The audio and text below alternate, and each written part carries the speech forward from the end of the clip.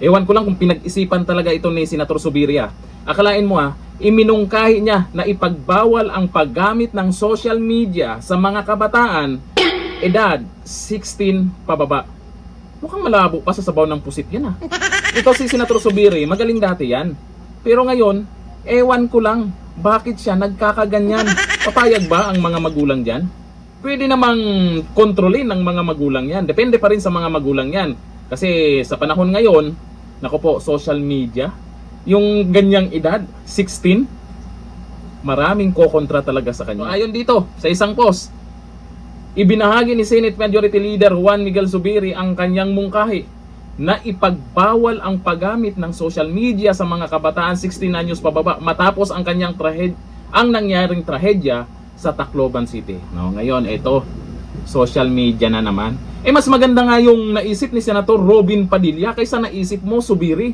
Doon kay Senator Robin Padilla, mas maganda pababain yung edad na dapat managot kung may mga ginawang hindi maganda na talagang dapat panagutin. Ganun dapat mag-isip ang isang senador kasi doon sa kagustuhan po o gustong batas ni Senator Robin Padilla, maraming nag-agree. Eto kasi ngayon, napansin ko sa post na ito, maraming tawang-tawa.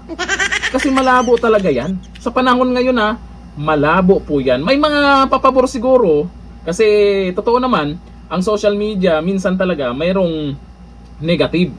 Ayon kay Zubiri, napapanahon na para pag-aralan kung ano nga ba ang negatibong impluensya ng social media sa mga kabataan. Ito kasi yun. Napapansin nyo naman, may mga senador na mahina na sila ngayon sa social media. Kasi nabubuking sila. Tapos, eto, pagbawalan yung kabataan sa social media. Paano nila malalaman kung ano ang katotohanan? Kasi sa social media, hindi lang negative.